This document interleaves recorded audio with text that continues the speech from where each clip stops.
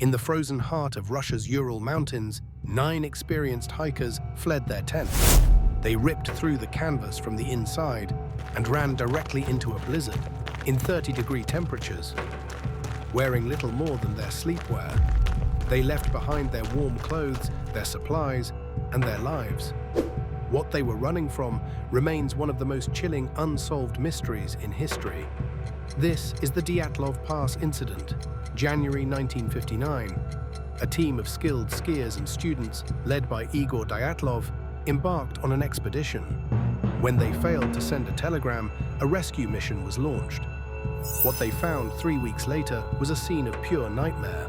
The tent was abandoned, half collapsed under the snow. But the scene inside was bizarrely ordinary. A kettle still warm on the stove, journals filled with cheerful entries, belongings neatly arranged. It was as if they had simply vanished into the cold. The search for the hikers led to a grim discovery scattered through the forest. First, 2 bodies, barefoot, in just their underwear, found under a cedar tree. They had tried to start a fire. Then 3 more, frozen to death, seemingly in a panicked attempt to return to the tent. But the final 4, their bodies told a different story, a story of violence. One had a fractured skull, another had massive internal chest injuries, comparable to being hit by a car. A young woman was missing her tongue.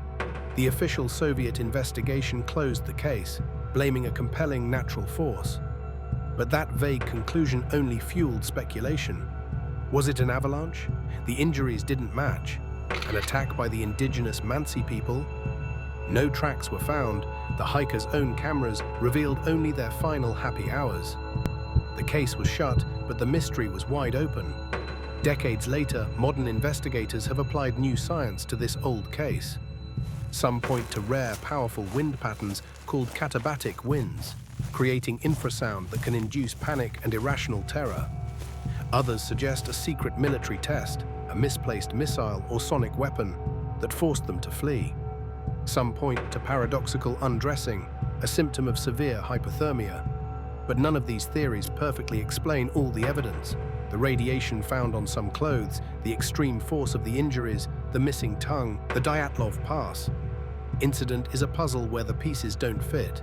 It's a story that lives in the space between a tragic accident and a sinister cover-up. We have the photos, we have the diaries, we have the forensics. And yet the question remains, what compelling natural force drives 9 rational people to tear their way to almost certain death? What did they see? What did they hear?